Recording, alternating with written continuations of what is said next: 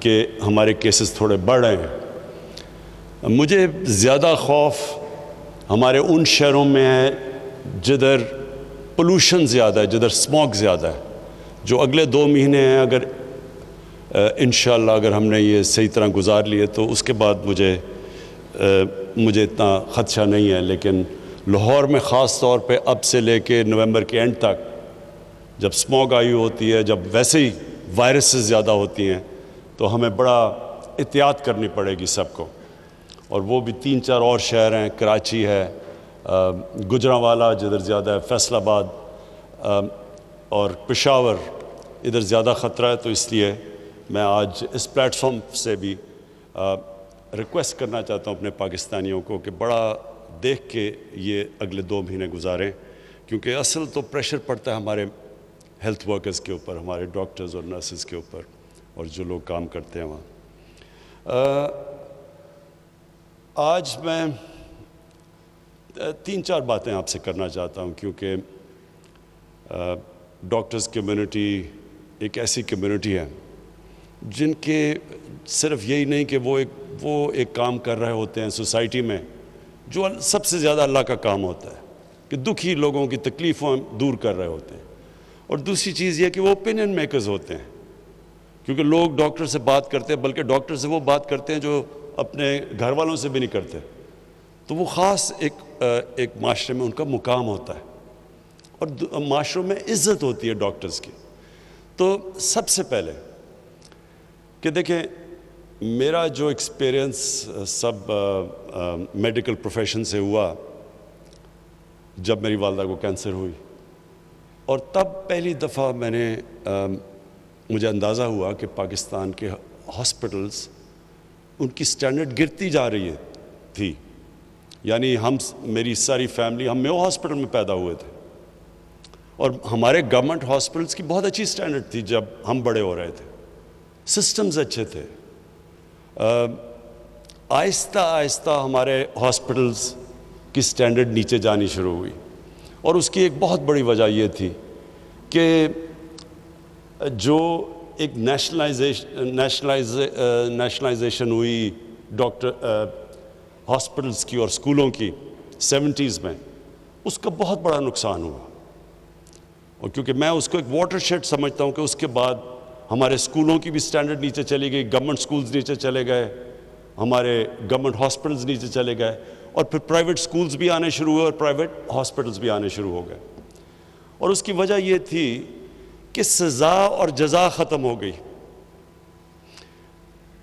جب سے اللہ نے دنیا بنائی ہے، جس سسٹم میں سزا اور جزا ختم ہوتی ہے وہ سسٹم نیچے چلا جاتا ہے۔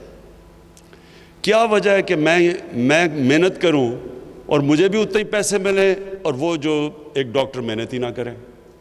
جس سسٹم میں یہ ہوتا ہے وہ سسٹم کبھی کمپیٹ نہیں کر سکتا۔ تو جب ہمارا یہ سسٹم آیا اور آہستہ آہستہ یہ جو سب کی پروموشن ہو جاتی تھی اور پھر سب کی سیلری انکریز ہو جاتی تھی، کوئی تمیز نہیں کی جاتی تھی کہ محنت کون کر رہا ہے اور کون محنت نہیں کر رہا، اس سے ڈیٹیریشن ہمارے ہاسپٹلز میں آنی شروع ہوئی، اور یہی ہمارا گورنمنٹ اسکولوں کے اندر آہستہ آہستہ وہاں بھی ڈیٹیریشن شروع ہو گئی، اور پھر پرائیویٹ اسکولز بڑھنے شروع ہوئے، پرائیویٹ ہاسپٹلز آنے شروع ہوئے، کیونکہ جو پیسے والے لوگ تھے وہ تو اپنا پرائیویٹ ہاسپٹلز میں جا سکتے تھے، لیکن عام لوگوں کے لیے، غریب لوگوں کے لیے گورنمنٹ ہاسپٹلز ہو گئے، اور کیونکہ صرف غریب جانا شروع ہوئے تو ان کی اور سٹینڈرڈ نیچے جانی شروع ہو گئی، اکاؤنٹیبلٹی کم ہو گئی، اور جو امیر لوگ تھے وہ پرائیویٹ ہاسپٹلز میں، اور پھر جو سپر رچ تھے وہ اپنی چیک اپس بھی لنڈن کروانا شروع ہو گئے۔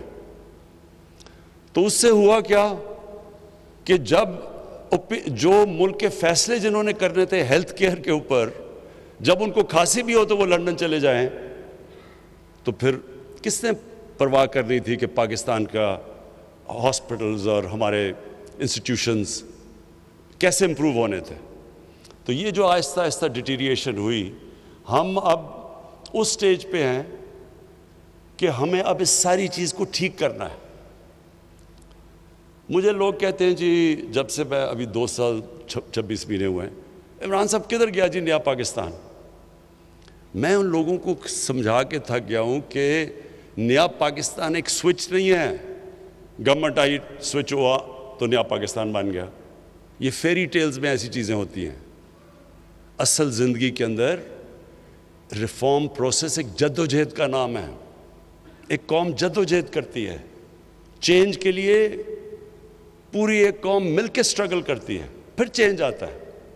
اور دنیا میں بڑی بڑی قوموں ہمارے سے برے حالات سے اٹھ کے کہاں پہنچ گئیں، لیکن سٹرگل کر کے پہنچے.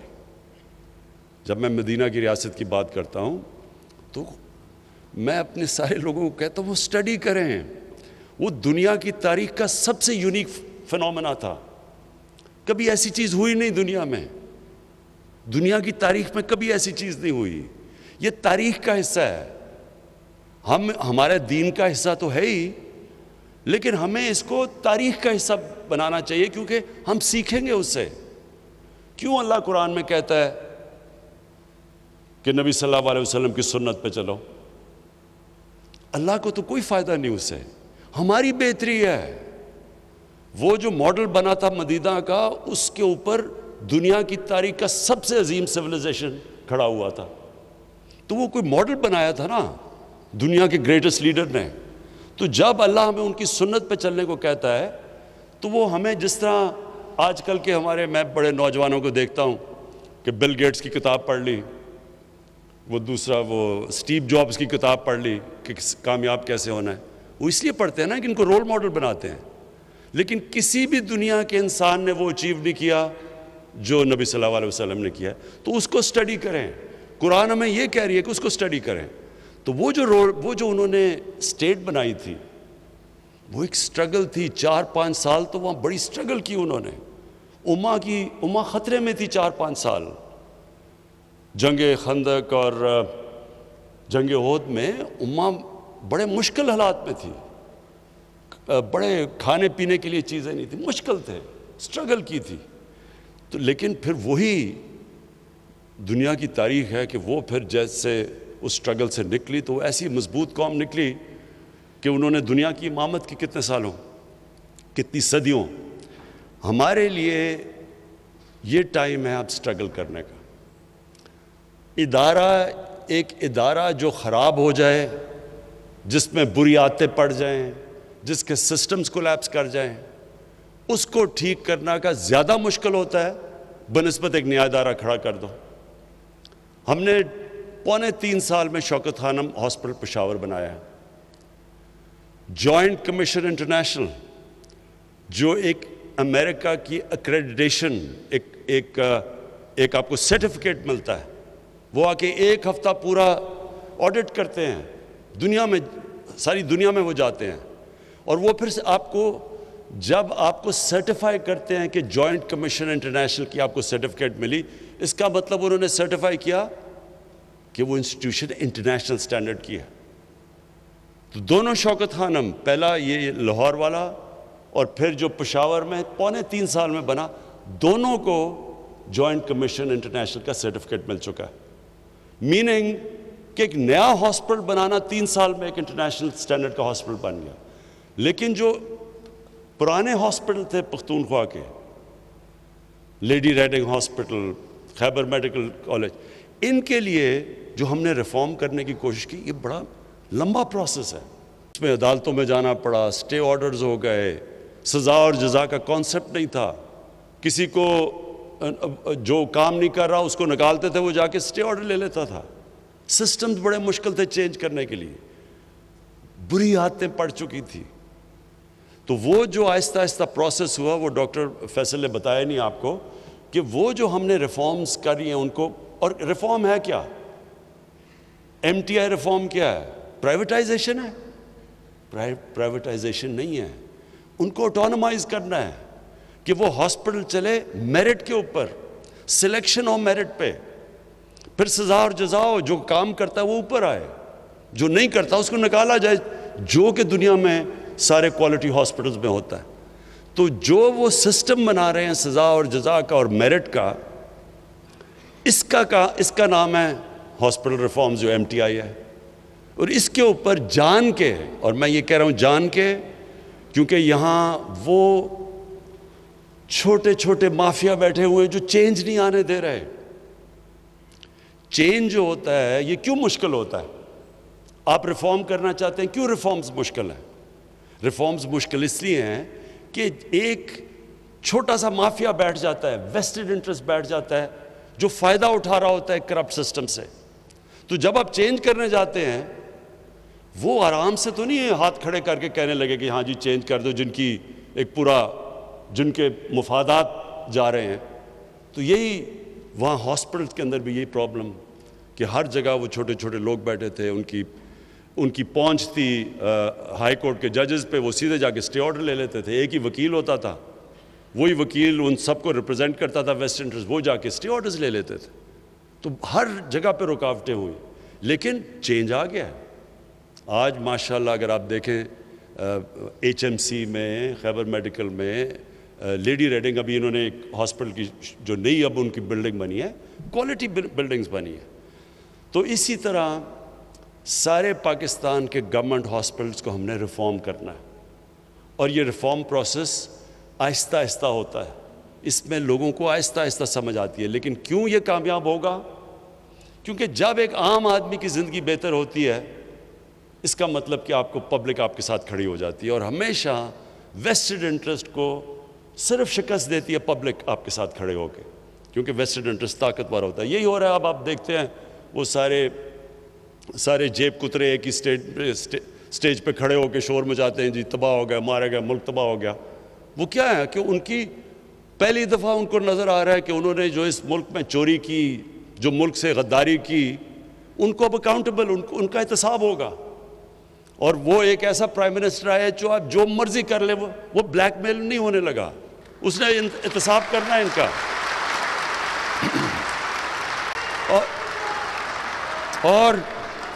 اور انشاءاللہ آپ یہ دیکھیں گے, یہ میری بات مان لیں, یہ پاکستان کے ڈیفائننگ مومنٹس ہیں, فیصلہ کن وقت ہے پاکستان کا.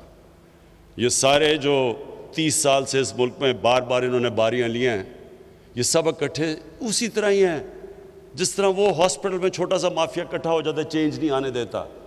یہ بھی چینج ڈرے ہوئے ہیں کہ ان کو تو زیادہ نقصان ہوگا چینج سے, لیکن ڈاکٹرز کی تو صرف روزی جائے گی. جو روک رہے ہیں ان کو تو خیر انہوں نے جیلوں میں جانا ہے.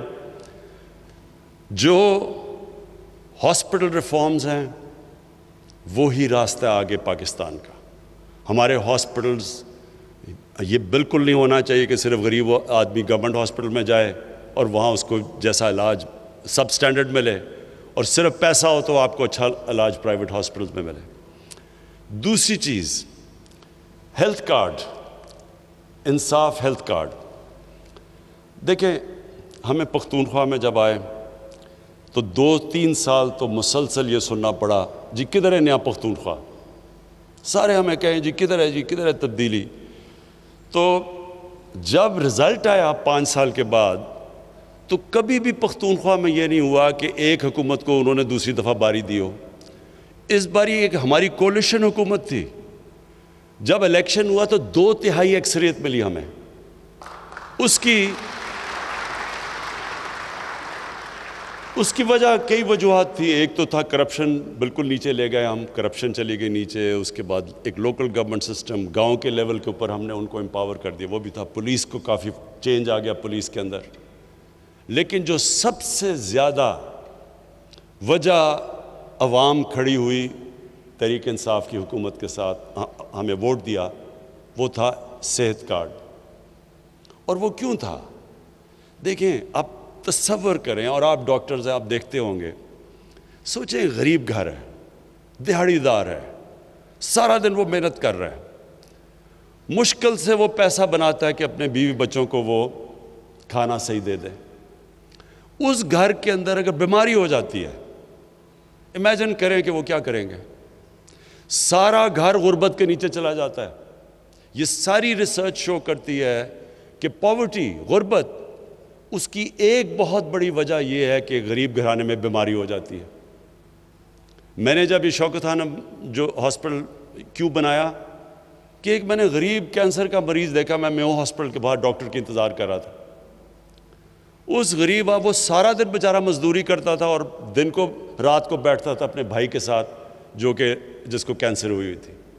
تو تب میں نے سوچا کہ ہم جن کے پاس سب کچھ ہے, ہمیں اتنی عذاب پڑا ہوا ہے کہ ہمارے گھر میں کینسر ہے, تو ان بیچارے غریب گھروں میں کیا ہو رہا ہوگا. وہ تھا کانسیپٹ شوکت خانم کا. لیکن اس کا سیکنڈ کانسیپٹ یہ تھا کہ جب ایک غریب آدمی ہاسپٹل میں آئے تو اس کو بالکل اسی طرح ٹریٹ کیا جائے جس طرح جو مریض پیسے دے رہا ہے اس کو ٹریٹ کیا جائے. یہ میں نے کدھر دیکھا؟ میں اپنی جب والدہ کو امریکہ انگلینڈ لے کے گیا, میں اپنی والدہ کو جب انگلینڈ لے کے گیا تو میں تو پیسے دے کے اپنی والدہ کا علاج کروا رہا تھا, ساتھ ان کے ایک نیشنل ہیلتھ سروس کے اوپر مفت علاج ہو رہا تھا ایک خاتون کا. میں نے دیکھا کوئی ڈاکٹر اور نرس فرق نہیں کر رہے تھے ان دونوں کے اندر, دونوں کو ایک ہی طرح کا علاج کر رہے تھے. آج مجھے فخر ہے, اور آپ خود جا کے چیک کر سکتے ہیں, شوکت خانم ہاسپٹل میں غریب اور امیر مریض کے اندر کوئی فرق نہیں کیا جاتا.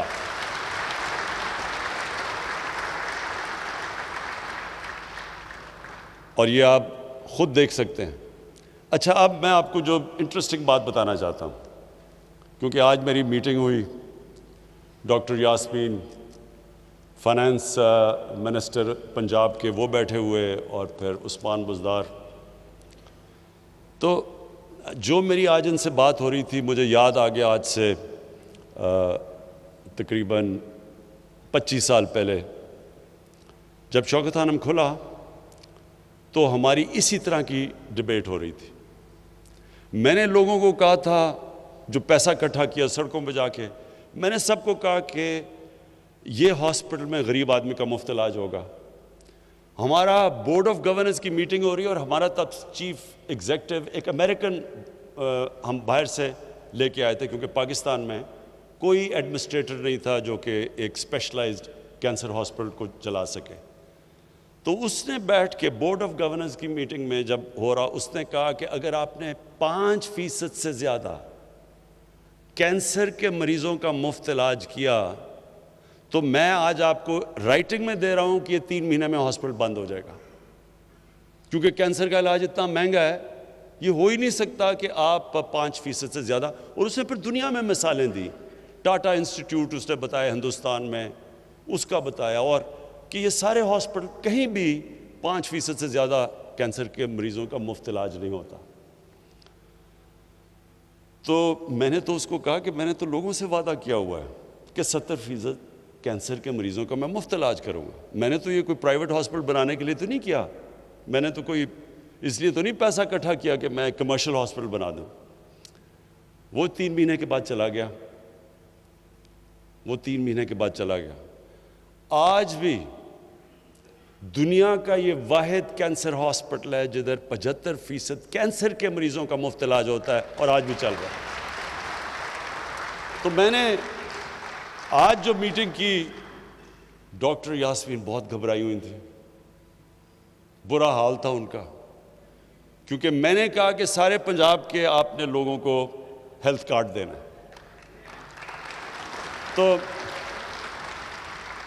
اور میں یہ بھی بتا دوں کہ پختونخوا میں انہوں نے فیصلہ کر لیا ہے کہ سارے پختونخوا کے لوگوں کو ہیلتھ کور دیں گے, ہیلتھ کارڈ دیں گے. یہ بہت بڑی بات ہے. ڈیولپ ملکوں کے اندر, امیر ملکوں کے اندر بھی یہ نہیں ہوتا کہ ساری یونیورسل ہیلتھ کوریج امیر ملکوں میں بھی نہیں ہے. تو جب میں نے ان کو بتایا کہ پختونخوا میں انہوں نے کر دیا تو آپ کو بھی پنجاب میں کرنا ہے, تو انہوں نے بڑا کہا جی پنجاب بہت بڑا ہے, پتہ نہیں کدھر سے پیسے آئیں گے, 40 ارب پتہ نہیں کتنے ارب. تو میں نے ان کو یہ تب بھی یہ سمجھایا کہ دیکھیں, یہ آپ جب ایک غریب انسان کو, جب ان کو آپ ان کے پاس ہیلتھ کارڈ آئے گا غریب گھرانے کے اندر, ہو سکتا ہے ان کو علاج نہ ہی کروانا پڑے, لیکن ان کو جب کانفیڈنس ہوگا کہ اگر ہمیں کوئی ہمارے گھر میں بیماری ہوتی ہے تو ہم صرف گورنمنٹ ہاسپٹل نہیں, ہیلتھ کارڈ کی وجہ سے کسی بھی ہسپتال میں جا کے اپنا علاج کروا سکتے ہیں. اب سوچیں,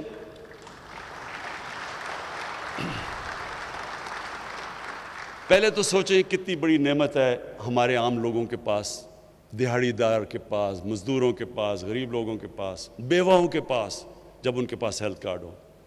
دوسرا یہ میرا ایمان ہے کہ اللہ کی برکت آتی ہے.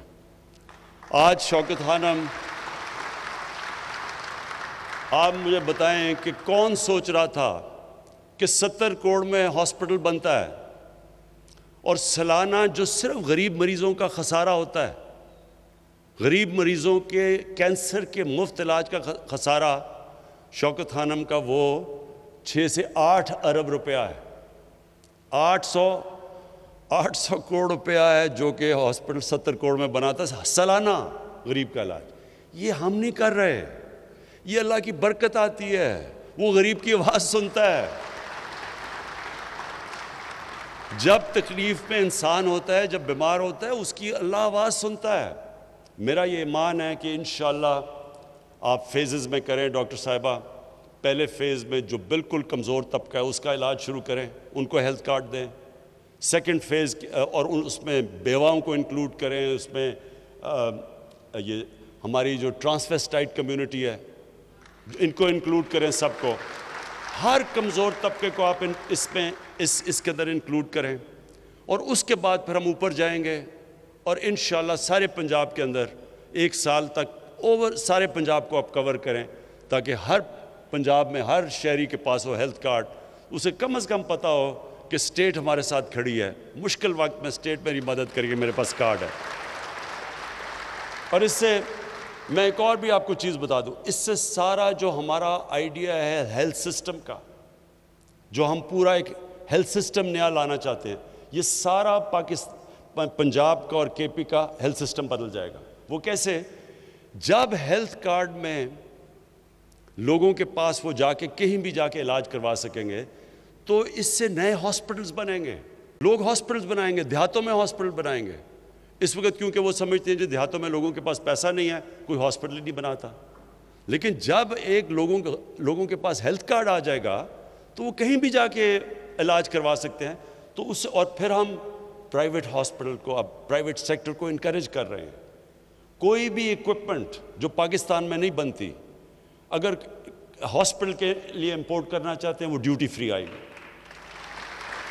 پھر اب زمین, میں نے کہا ہے کہ جو بھی اوقاف کی زمین ہے, بڑی زمین پڑی ہوئی ہے, ان کے اوپر قبضے بھی ہو رہے ہیں. اور پھر یہ جو ایویکیو ٹرسٹ کی زمین ہے, یہ بھی بڑی زمین پڑی ہوئی ہے, ان کے بھی قبضے ہو رہے ہیں. ان سب زمینوں پہ ہم بڑے کنسیشنل ریٹس کے اوپر ہم ہاسپٹل بنانے کے لیے ان کو کنسیشنل ریٹس پہ زمین بیچیں گے, تاکہ وہ ہاسپٹل بنا سکیں. تو ہیلتھ کارڈ کے ساتھ ان کو انکریج کریں گے پرائیویٹ سیکٹر کو. اس سے سارے پاکستان میں انشاءاللہ ہمارا ہیلتھ سسٹم پھیلے گا. اور اس سے اور ساتھ ساتھ جو ڈاکٹر فیصل نے کہا, پی ایم سی کی جو ریفارمز کی ہیں, ہم اپنے ڈاکٹرز کی سٹینڈرڈز مینٹین کریں گے, ہم اپنی نرسز کی سٹینڈرڈز, یہ جو P M C Pakistan medical commission ہوگی, یہ سارا ایک انٹرنیشنل بیسٹ پریکٹسز جو دنیا میں ہیں وہ اڈاپٹ کیے ہم نے. اور اس سے صرف یہ کہ ہمارے ڈاکٹرز اور ان کی سٹینڈرڈ ہوں, کیونکہ ایک وقت پہ پاکستان کے ڈاکٹرز ساری دنیا میں جاتے تھے. اس کے بعد کافی پرابلمز آئی ہیں ہماری, اب وہ اپنے علیحدہ ٹیسٹ کرتے ہیں, وہ سمجھتے ہیں کہ ہمارے ڈاکٹرز کی وہ کوالٹی نہیں, تو ان کی کوالٹی پھر ریز کرنے کے لیے اور سارے پھر ہیلتھ پروفیشنلز کے لیے. اور پھر جو انہوں نے بات کی ڈاکٹر فیصل نے, کہ جو ڈرگز ہماری جو تھا ڈرگ ریگولیٹری اتھارٹی جو تھی, اس میں بڑے پرابلمز ہیں. یہ ایک بڑا اس کی وجہ سے ہماری جو فارما انڈسٹری ہے وہ بڑی نہیں ہے. ہندوستان میں غالباً 40 ارب ڈالر کی ایکسپورٹ ہے, 40 ارب ڈالر کی ہندوستان ایکسپورٹ کرتا ہے اپنی میڈیسنز. اس کے مقابلے میں پاکستان کی نہ ہونے کی ایکسپورٹس ہے, حالانکہ یہاں بہت پوٹینشل ہے. تو ہم نے فیصلہ کیا ہے کہ اپنی فارما انڈسٹری کو پورا انسینٹیوائز کریں گے, ان کی مدد کریں گے, اور تاکہ یہ جو دوائیوں کی قیمتیں نیچے آئیں. جتنی ہماری فارما انڈسٹری بڑھتی جائے گی, اکانومیز آف اسکیل آئیں گی ہماری دوائیوں کی, انشاءاللہ آگے جا کے کوالٹی بھی ہوگی اور قیمتیں بھی کم ہوں گی. یہ ساری ریفارمز ہم کر رہے ہیں. آخر میں آپ سب کو جو لاسٹ پیغام دینا چاہتا ہوں وہ یہ ہے کہ دیکھیں, آپ کا بہت بڑا رول ہے. آپ نے یہ یاد رکھنا ہے کہ جدھر بھی دنیا میں آپ چلے جائیں، خاص طور پہ اب مغربی دنیا میں، یہ جو آپ کا جو پاکستان ہے، اس کو ایک عظیم ملک بننا ضروری ہے۔ اب تک ہماری جو پڑھے لکھے لوگ تھے وہ سمجھتے تھے، ڈاکٹر کمیونٹی بھی، اور بڑی تکڑی ہماری پاکستان کی ڈاکٹرز کمیونٹی ہے امریکہ کے اندر اور یورپ میں بھی، لیکن امریکہ میں خاص طور پہ جو نارتھ امریکن پاکستانی فزیشنز ہیں، میرا ان سے بڑا انٹریکشن ہے، وہ بڑی پاورفل کمیونٹی ہے۔ لیکن جو میں حالات دیکھ رہا ہوں اسلاموفوبیا کے، جو بھی فرانس میں ہوا ہے، اور میں نے آج سارے مسلمان ملکوں کے جو ہیڈز آف سٹیٹس ہیں ان سب کو میں نے آج خط لکھا ہے کہ ہمیں ساروں کو مل کے مغرب کو بتانا چاہیے کہ نبی صلی اللہ علیہ وسلم کی ہمارے دلوں میں کیا جگہ ہے، کتنا پیار اور عقیدہ ان سے، تو کتنی ہمیں تکلیف ہوتی ہے جب یہ اس طرح کی ان کے اوپر کارٹونز یا کچھ بھی کرتے ہیں، تو یہ مسلمانوں کو کتنی تکلیف ہوتی ہے۔ تو یہ مسلمان ہیڈز کی ضرورت ہے کہ ان کو یو این کو، یورپین سٹیٹس کو، ان مغربی سٹیٹس کو سب کو بتائیں، کیونکہ وہاں یہ چیز نہیں سمجھتے۔ اور یہ جو چیزیں ہوئی ہیں ابھی فرانس کے اندر، اس سے جو مسلمان باہر رہتے ہیں ان کے لیے بڑی مشکل زندگی ہو گئی ہے۔ اسلاموفوبیا بڑھ گیا ہے، ہیٹ بڑھ گیا ہے ان کے خلاف۔ عورتیں جو نقاب پہنتی ہیں ان کو انسلٹ کیا جاتا ہے سڑکوں پہ۔ باہر ابھی میں بھی دیکھ رہا تھا فرانس میں لوگوں نے مسجد توڑی ہیں۔ تو پہلے تو ہمیں مسلمان ملک میں جو مسلم لیڈرز ہیں، ہم سب کو اکٹھے ہو کے بتانا چاہیے مغرب کو کہ اگر آپ یہودیوں کی جو ہولوکاسٹ ہے اس پہ آپ اتنے سینسٹیو ہیں، اور ٹھیک ہے آپ سینسٹیو ہیں، کیونکہ ان کے کسی بھی ہیومن کمیونٹی کو تکلیف ہوتی ہے تو سینسٹیو ہونا چاہیے، لیکن ہمارے لیے بھی ہماری سینسٹیوٹی دیکھیں کہ ہمارے لیے یہ سب سے اللہ کی جو کتاب ہے قرآن اور نبی صلی اللہ علیہ وسلم کا جو پیار ہے، یہ سب سے زیادہ ہمیں تکلیف دیتا ہے جب اس کے خلاف ان کی کوئی بے حرمتی کرتے ہیں آپ۔ لیکن جو میں آپ سب کو ڈاکٹرز کمیونٹی کو کہنا چاہتا ہوں کہ دیکھیں، اب تک ہم سوچتے تھے کہ ہم باہر چلے جائیں گے، وہاں کام کریں گے اور باہر بڑے اچھے پیسے ملتے ہیں، لیکن جو حالات بنتے جا رہے ہیں یہ پاکستان کو ٹھیک کرنا ضروری ہے۔ یہ پاکستان کو ہم ایسا ملک بنائیں کہ کسی کو باہر جانے کی ضرورت نہ پڑے، یہاں ہم ایسے سسٹمز لے آئیں، یہ ایک ایسا ملک ہو۔ اور جو میری خواب ہے ایک دن کہ باہر سے لوگ یہاں نوکریاں ڈھونڈنے آئیں، یہ وہ ملک بننا چاہیے۔ اس کے لیے ساری قوم کو، میں پھر سے کہتا ہوں، سٹرگل کرنی پڑتی ہے۔ آپ نے کوئی بھی بڑا کام کرے، ڈاکٹر بنے، آپ کو کتنی سٹرگل کرنی پڑتی ہے۔ آپ محنت کر کے ڈاکٹر بنتے ہیں، پھر آپ نے اسپیشلائز کرنا، محنت کرنی پڑتی ہے۔ آپ ایک ملک کو ٹھیک کرنے جا رہے ہیں تو ساری قوم کو مل کے محنت کرنی پڑتی ہے۔ لیکن یہ میں آپ کو بتا دوں، جو ٹیلنٹ ہے ہمارے پاکستانیوں میں، جس طرح کے کوالٹی کے میں نے ڈاکٹرز، پروفیشنلز، انٹرپرنرز پاکستان سے باہر دیکھے ہیں، جب ان کو اچھے سسٹمز ملتے ہیں، جو ان کی کوالٹی ہے، وہ صرف اس لیے ہے کہ وہاں سسٹم بہتر ہے۔ وہی سسٹم ہم پاکستان میں ٹھیک کر رہے ہیں، اور آپ سب نے میری مدد کرنی ہے یہاں کے نظام کو ٹھیک کرنے کے لیے اور ایک عظیم ملک بنانے کے لیے۔ بہت بہت شکریہ۔